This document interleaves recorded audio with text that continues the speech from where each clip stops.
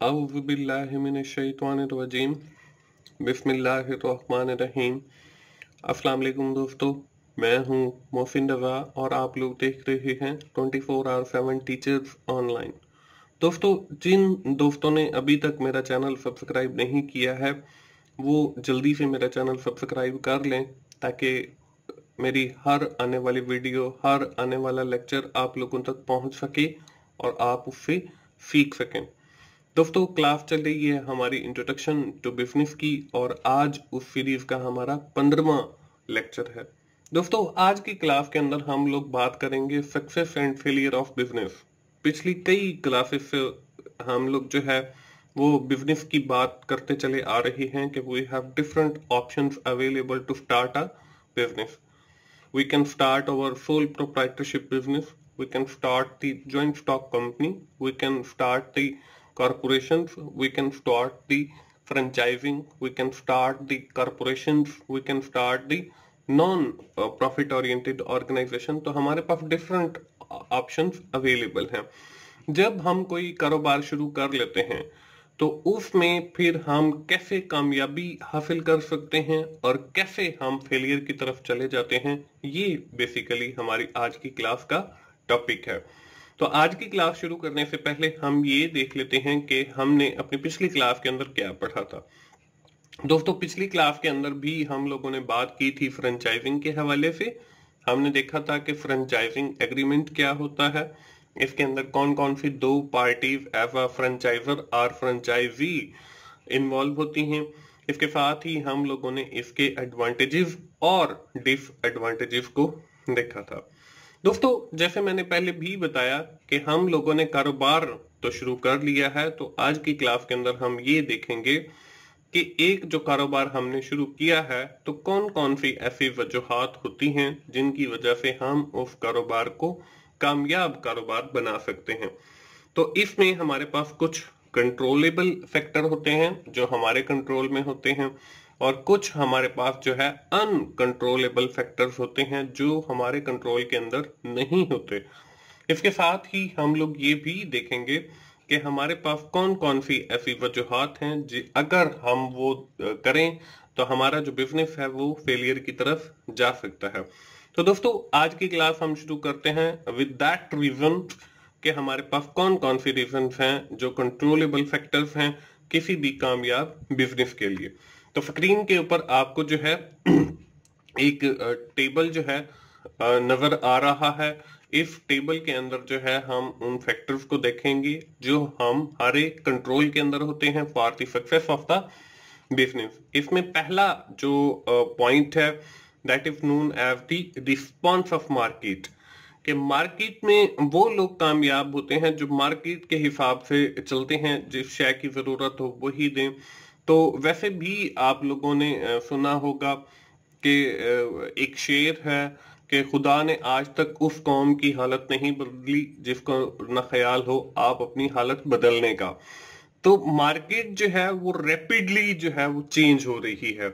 According to the change of the market अगर आपने वो चेंजेस अडॉप्ट नहीं की तो आप जो है वो फेलियर की तरफ चले जाएंगे। तो हमारे पास जो है किसी भी बिजनेस को कामयाब करने के लिए जो फर्स्ट रीजन है वो यही है कि जैसे ही मार्केट के अंदर चेंजेस आती हैं तो you must adopt the changes. और आपने देखना है कि मार्केट के अंदर किस चीज की जरूरत है, आपने जो है वो कस्टमर को या कंज्यूमर को वही चीज जो है वो प्रोवाइड करनी है। तो ये एक कामयाब बिजनेस की रीजन है और ये हमारे अपने कंट्रोल के अंदर होती है। इसके बाद जो दूसरी है वो है कॉम्पिटेंसीज।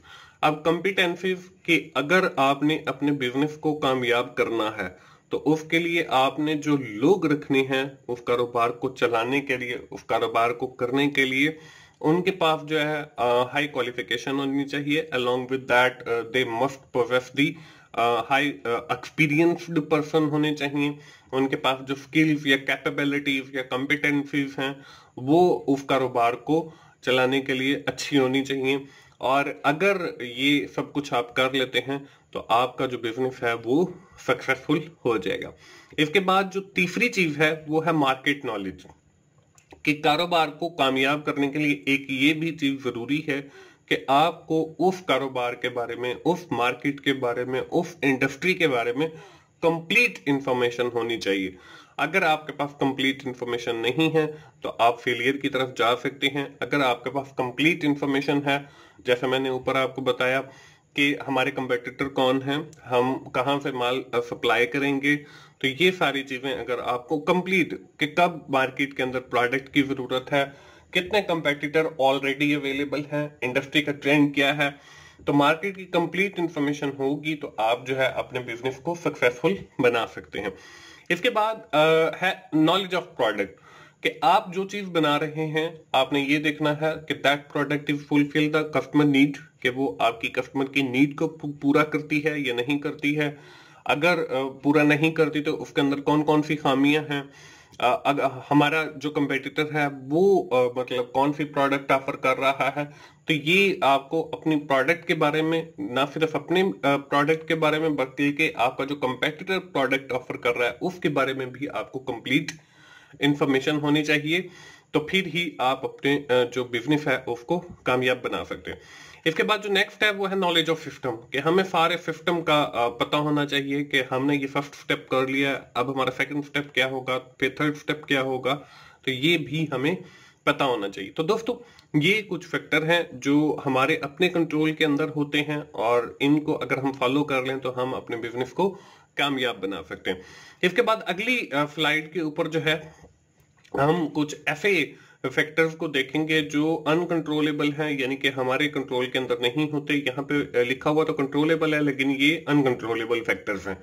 तो इसमें जो पहला है वो है luck and act of God, कि अगर हमारी किस्मत अच्छी हो तो अल्लाह ताला भी हमारी मदद करता है और हम लोग जो है वो कामयाब हो जाते हैं। लेकिन अल्लाह ताला की जो एक्शंस हैं उनके सामने जो है इंसान जो है वो बेबस होता है। जैसे ज़लज़ला आ गया तो ये एक अनकंट्रोलेबल फैक्टर है। तो हमारी जो है वो लक अच्छी होनी चाहिए और एक्ट ऑफ गॉड जो है मतलब अल्लाह ताला की मदद भी हमारे साथ होनी चाहिए, तो हम अपने बिजनेस को कामयाब बना सकते हैं। इसके बाद जो सेकंड फैक्टर है वो है लॉ ऑफ गवर्नमेंट, कि कई बार गवर्नमेंट जो है वो ऐसे कानून बना सकती देती है जिनसे जो है हम तो फायदा उठा लेते हैं लेकिन बहुत सारे जो बिजनेसेस होते हैं उनको लॉस हो जाता है।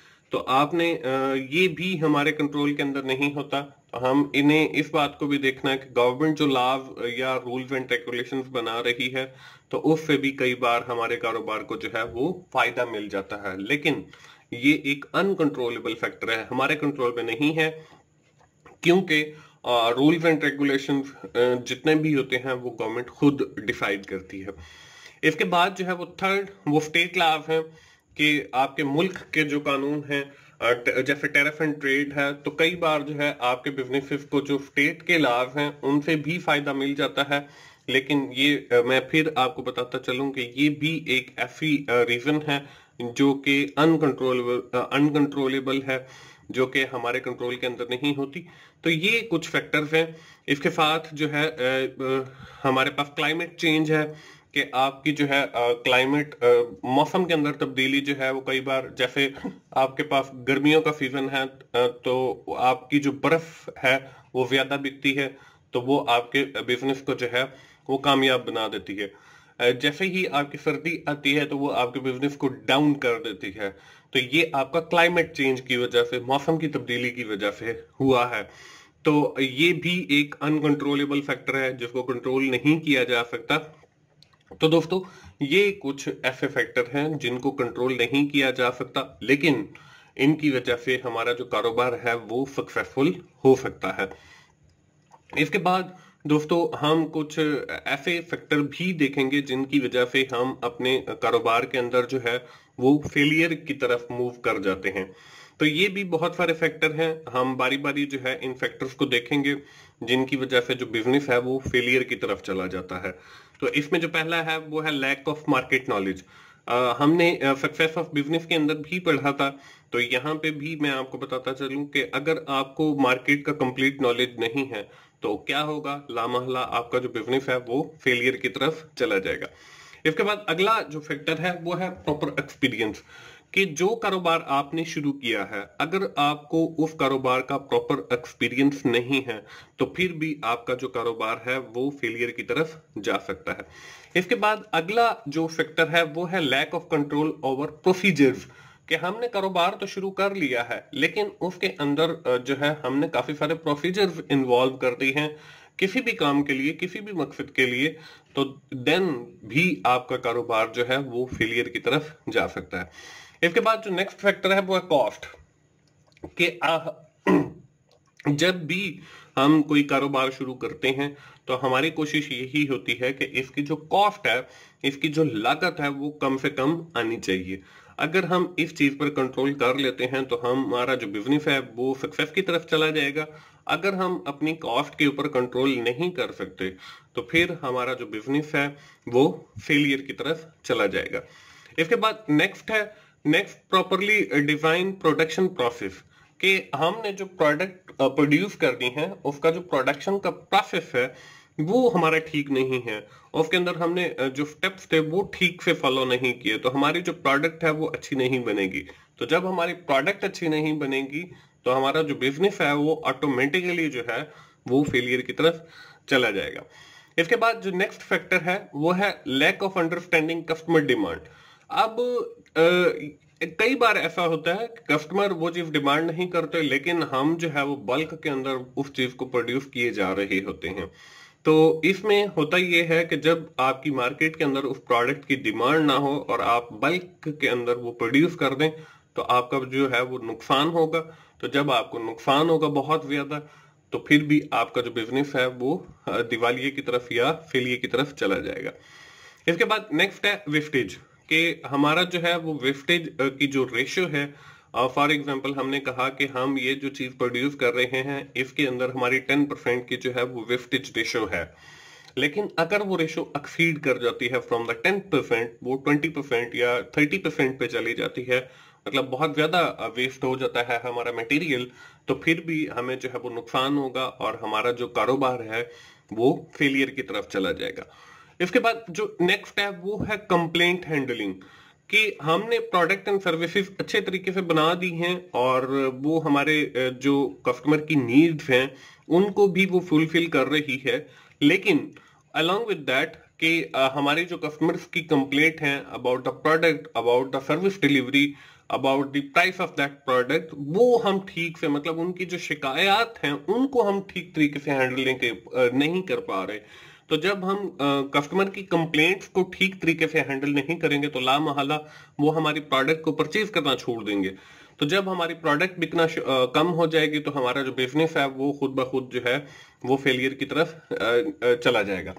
इसके बाद अगला जो पॉइंट है वो है क्वालिटी, कि हम जो है वो कई बार थोड़ा सा लालच के लिए जो है वो कम क्वालिटी का रॉ मटेरियल परचेज कर लेते हैं और उससे हमारी जो प्रोडक्ट की क्वालिटी है वो डाउन हो जाती है। तो जब हमारी प्रोडक्ट की जो क्वालिटी है वो अच्छी नहीं रहती तो ग्राहक जो है वो उसको परचेज नहीं करता और हमारा जो कारोबार है वो फेलियर की तरफ चल पड़ता है। दोस्तों इसके बाद अगली स्क्रीन के ऊपर भी कुछ रीजन हमारे फेलियर ऑफ बिजनेस के हवाले से ही हैं। इसमें जो है पहली वो है इनसफिशिएंट कैपिटल, कि हमारे पास जो कैपिटल है वो इनसफिशिएंट होता है, कि हमें जो है कारोबार शुरू करने के लिए 10 मिलियन की रुपीस की जरूरत थी और वी हैव ओनली 2 मिलियन और 3 मिलियन या 5 मिलियन। तो इस सूरत में क्या होता है कि हमारी कुछ चीजें जो हैं वो रह जाती हैं और जब हमारे पास कुछ चीजें नहीं होंगी तो हमारा जो बिजनेस है वो ऑटोमेटिकली फेलियर की तरफ मूव होगा। इसके बाद दोस्तों अगली जो चीज है वो है बैड लक, कि आपकी किस्मत जो है वो जिसे हम कहते हैं कि जी खराब है, बड़ा बदकिस्मत बंदा है या उसकी किस्मत अच्छी नहीं है, या हम कह देते हैं कि उसके साथ जी बड़ी बैड लक हुई है। तो अगर आपकी किस्मत खराब है तो फिर भी जो है आपका कारोबार जो है वो फेलियर की तरफ चला जाएगा। और ये बैड लक जो है ये भी समझ लें कि जैसे हमने सक्सेस ऑफ बिजनेस पढ़े थे तो वहां पे जो है मैंने आपको बताया था कि कुछ अनकंट्रोलेबल फैक्टर्स हैं, तो यहाँ पे फेलियर ऑफ बिजनेस के अंदर भी कुछ अनकंट्रोलेबल फैक्टर्स हैं जिनको हम कंट्रोल नहीं कर सकते और बैड लक इज जो है वो उनमें से एक है। तो इसकी वजह से भी हमारा जो कारोबार है वो फेलियर की तरफ चला जाता है। दोस्तों इसके साथ मैं आपको बताता चलूं कि मेरा एक और यूट्यूब चैनल भी है जिसका नाम की टू सक्सेस है। उसके ऊपर जो है आपकी एग्जाम की तैयारी के हवाले से, मिड टर्म हो, फाइनल टर्म हो, या आपके कोई ग्रैंड क्विज हुई हो, या आपकी कोई और असाइनमेंट हो, उसकी तैयारी के हवाले से वहां पे मैंने मटेरियल अपलोड किया हुआ है। तो आप की टू सक्सेस को भी जरूर विजिट करें अगर आप इम्तिहान की तैयारी बहुत अच्छे करना चाहते हैं। इसके साथ नेक्स्ट जो हमारे पास फैक्टर है आखिरी, वो है नेचुरल डिजास्टर। हमने पिछले सक्सेस ऑफ बिजनेस के अंदर भी पढ़ा अनकंट्रोलेबल फैक्टर जो हमारे कंट्रोल के अंदर नहीं होते। तो यहाँ पे जो नेचुरल डिजास्टर है ये भी एक अनकंट्रोलेबल फैक्टर है जो हमारे कंट्रोल के अंदर नहीं होता। इसमें जलजला आ गया, आग लग गई, तो इस वजह से भी हमारा जो बिजनेस है वो फेलियर की तरफ चला जाता है। तो दोस्तों ये थी हमारी आज की क्लास। आज की क्लास हम यहीं पे कंक्लूड करेंगे विद समराइजिंग इन शॉर्ट कि हमने देखा आज की क्लास के अंदर कि कौन से ऐसे फैक्टर हैं जो हमारे कारोबार को सक्सेसफुल बना सकते हैं और कौन से फैक्टर या काजेज ऐसी हैं जो हमारे कारोबार को फेलियर की तरफ लेकर जा सकती हैं। दोस्तों मुझे उम्मीद है आपको आज की क्लास की समझ आ गई होगी।